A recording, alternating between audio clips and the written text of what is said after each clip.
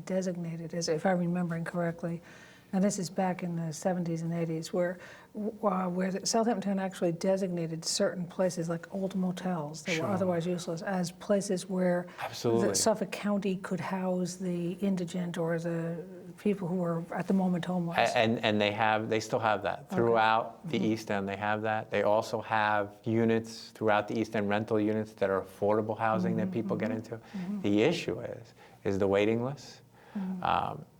Often, and not to speak out of turn about anything, but often many of these places are in less desirable locations with people who have chronic substance abuse issues, chronic mental health issues. So you're putting them right back into the problem, right back into the fire. Right, right.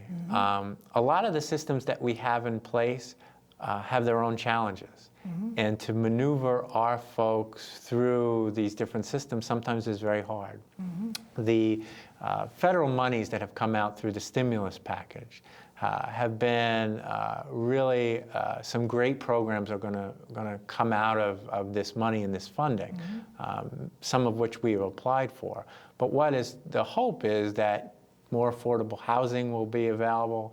Some of the transportation challenges that we have will be eliminated, and that services will be more accessible to some of the folks that we serve. On that stimulus package, I know I'm on the board of the daycare center, the East Hampton Daycare Center, and there's supposedly, 18 gazillion dollars, I'm exaggerating, It feels that way, though.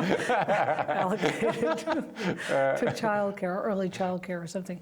And but trying to get your hands on that money is a real trick, because you go to your state, your federal person, they say go to your state person, you go to state person, they say go to your county person, and then the county person says, no, we have to have this.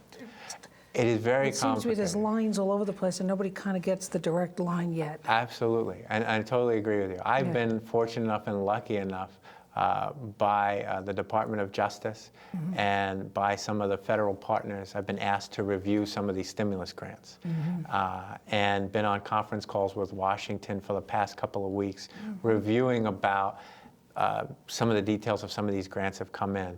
The requirements of some of these grants are very, very onerous.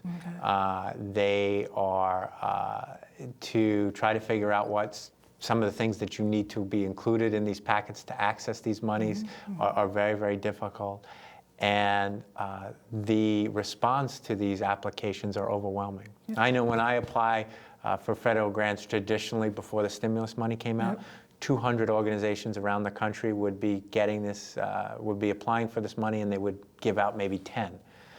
Well, now I'm on a review panel where they got 3,000 organizations apply for almost that same pot of money, and maybe they don't know how many they can give out based on what's going on. The directive from the Obama administration was to give out the money as quickly as possible, but some of the issues was the infrastructure to give out that money wasn't in place. And now we're struggling to try to, figure out a way to best. Well, what the daycare center discovered is that apparently you go to lobbyists. The big bad word, lobbyists. And the lobbyist people supposedly are, I don't know, I have no idea, I'm quoting. We've heard some of that too. But they've put out a lot of money in requests for proposals. Wait, now what review panel are you on?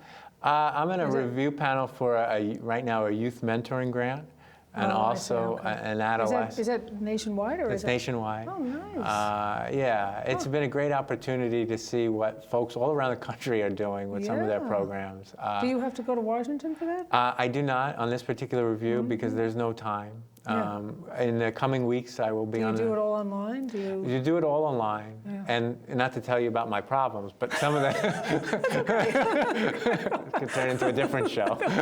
But some of the infrastructure that they have is they have a review system where you input all of your scoring online. Well, because they have so many reviewers now reviewing all of these grants, every grant that now they have reviewers reviewing the reviews. Right, but the system, the website has been crashed crashing because too many people have been accessing it. And they have these tight deadlines on how to review this material, and they've been having a lot of trouble on how to get this in. We have very little time left, but I want you have about 30 seconds. I want you in 30 seconds to tie up what your hopes are for the retreat. What was that? I do not know, but now I have hope it was 20. nothing bad. My hopes are for the retreat is that people on the East End really recognize that domestic violence is a real problem for us out here, just as it is around the country, and that it's really important to support our fundraisers like the Artists Against Abuse fundraiser that's coming up. And it's also really important to think of us when you're thinking of giving, being generous in giving, that we really do some wonderful things. And Jeffrey Friedman, thank you very much for being on the Thank you. show. I appreciate Thank you it so for much. tuning. Thanks, Jeffrey. It was a good show. At least I hope it was. Thank you for tuning into The Law and You, and thank you to our sponsors, Bridge Abstract and Farrell Fritz. Thank you. That was good.